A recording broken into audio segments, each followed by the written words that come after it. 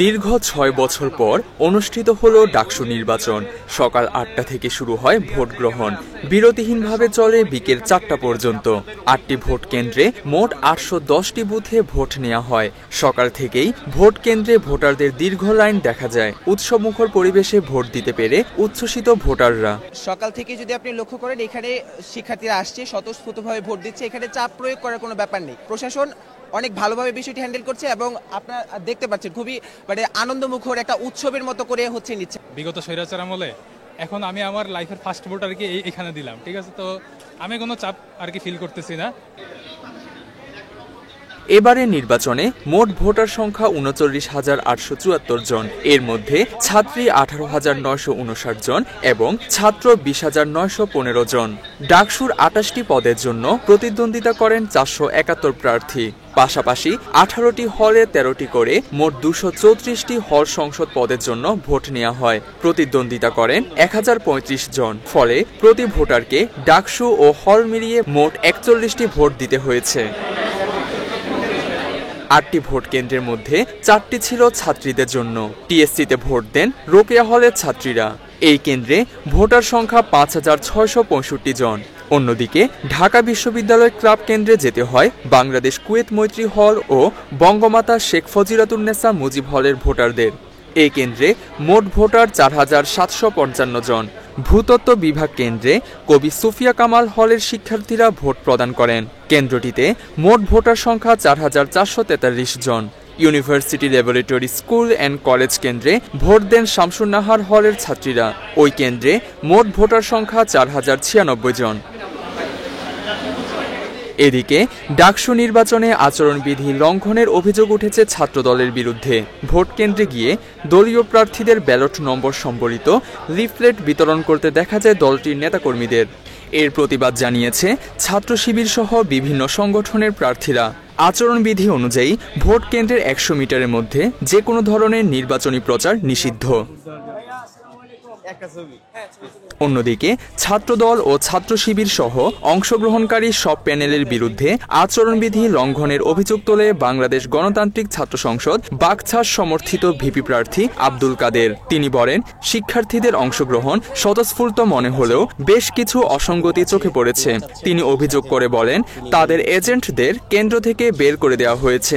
100 মিটারের মধ্যে স্লিপ বা টোকেন বিতরণ না করার বিধান থাকলেও তা মানা হয়নি। কোথাও কোথাও বিশৃঙ্খল পরিবেশও দেখা গেছে। আমরা দেখেছি ছাত্রদলের বিপক্ষে আবিদ তিনি কেন্দ্রের ভিতরে ঢুকে গেছেন। এখন পর্যন্ত বিন্দুমাত্র কোনো পদক্ষেপ নেন নির্বাচন কমিশন। মাত্র 30% টাকায় জমির মালিক হয়ে নতুন বাংলাদেশের গড়ে তোলার স্বপ্ন দেখা বাংলা বসতি। ডাকসু নির্বাচনে স্বতন্ত্র শিক্ষার্থী ঐক্য প্যানেলের ভিপি প্রার্থী উমামা ফাতেমা বলেন, তাদের চাওয়া একটি নিরপেক্ষ নির্বাচন। তবে তার প্যানেল ফলাফল বর্জনের মতো অবস্থানে নেই বলে উল্লেখ করেন তিনি। যেরকম অনেক প্রার্থীরা আছেন যারা কেন্দ্রের ভিতরে ঢুকে যাচ্ছেন, প্রার্থীরা তো কেন্দ্রের ভিতরে ঢোকার আসলে কথা না। টিএসসির কেন্দ্র প্রধান অধ্যাপক নাসরিন সুলতানা জানান, প্রথম 1 ঘন্টায় 760 জন ভোটার তাদের ভোটাধিকার প্রয়োগ করেন। এদিকে নিয়ম ভেঙে ভোট কেন্দ্রে ঢোকার অভিযোগ উঠেছে ছাত্রদলের ভিপি প্রার্থী আবিদের বিরুদ্ধে। আচরণবিধি ভেঙে কেন্দ্রের কাছে ভোটের প্রচারণা চালানোর অভিযোগও ওঠে দলটির নেতাকর্মীদের বিরুদ্ধে। তবে ছাত্রদল অভিযোগটি অস্বীকার করেছে।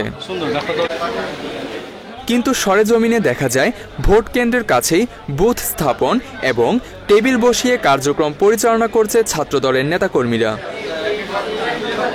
এদিকে ডাকসু ও হল সংসদ নির্বাচনে দায়িত্বপ্রাপ্ত এক পোলিং অফিসারকে অব্যাহতি দেওয়ার কথা জানিয়েছে বিশ্ববিদ্যালয় প্রশাসন। বিশ্ববিদ্যালয়ের জনসংযোগ দফতর থেকে পাঠানো এক বিবৃতিতে বলা হয়, কার্জন হলের 2য় তলায় অমর 21 হলের ভোট কেন্দ্রে একজন শিক্ষার্থীকে 2টি ব্যালট পেপার দেওয়ার ঘটনার পরিপ্রেক্ষিতে জিয়াউর রহমান নামের এক পোলিং অফিসারকে তাৎক্ষণিকভাবে দায়িত্ব থেকে অব্যাহতি দেওয়া হয়েছে।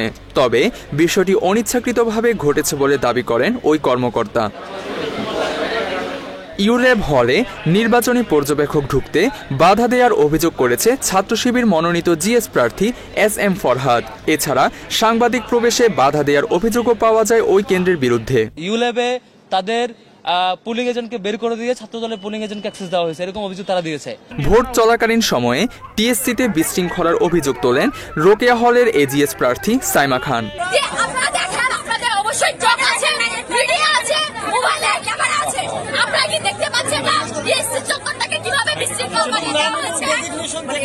আপনার নামটা একটু বলবেন, আপু নামটা বলে যান। যা হয়েছে প্রশাসন বুঝবে, প্রশাসনের দায়িত্ব এই নির্বাচনকে। আপনার নাম পরিচয়টা দেন। প্রশাসন টিএসসিকে বিশৃঙ্খল পরিস্থিতির সুযোগ করে দিচ্ছে। তবে সব মিলিয়ে নির্বিঘ্নে ভোট দিতে পেরে সন্তুষ্টি প্রকাশ করেছে ঢাবির সাধারণ শিক্ষার্থীরা। ওভারঅল খুবই ভালো পরিবেশ বিরাজ করছে। আশা করি আগামীতে একটা শিক্ষার সুষ্ঠু পরিবেশ এবং ডাকসুর মাধ্যমে শিক্ষার্থীদের দাবি দেওয়া প্রশাসনের কাছে তুলে ধরতে শিক্ষার্থীরা সক্ষম হবে এবং শিক্ষার্থী ফার্স্ট এই মর্যাদা ঢাকা বিশ্ববিদ্যালয়ে যাবে। প্রথম ডাকসুর অভিজ্ঞতা খুবই ভালো। আমরা প্রচারণার সময়ও কোনো একটা ধরনের রাজনৈতিক সহাবস্থান দেখতে পেয়েছি এবং এইখানেও এক ধরনের সহাবস্থান আমরা দেখতে পাচ্ছি। তো ওভারঅল ভালো। বিগত দিনে যে ডাকসু হচ্ছিল 2019 সালে, তারপর হচ্ছে প্রায় 6 বছর পরে বর্তমানে ডাকসু হচ্ছে, যেটা হচ্ছে উৎসব মুখর পরিবেশ বিরাজ করতেছে ক্যাম্পাসে। কোনো রকমের কোনো দাঙ্গা হাঙ্গামা কিছুর সম্ভাবনা নেই এবং এখন মতো কিছু ঘটেনি। আশা করি সামনে কিছু ঘটবে না। আর হচ্ছে একটা উৎসব মুখর পরিবেশ চলতেছে, খুব সুন্দরভাবে সম্পূর্ণ হতে যাচ্ছে আমাদের ডাকসু। সেই প্রত্যাশিত যে ডাকসু যেরকম সবাই চাচ্ছে সারা জীবনে, সেটা হয়তো বা এইবারই প্রথম হতে যাচ্ছে। তানজিম হাসান, বাংলা এডিশন।